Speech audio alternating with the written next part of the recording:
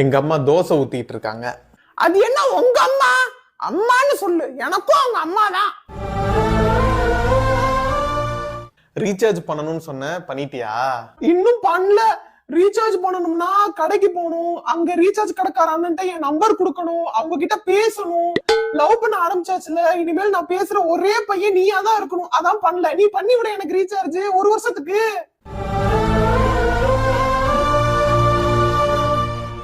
நீ என்ன பண்ற? தண்ணி குடிச்சுக்கிருக்கேன். பாத்து பாத்து மெல்லமா குடிய.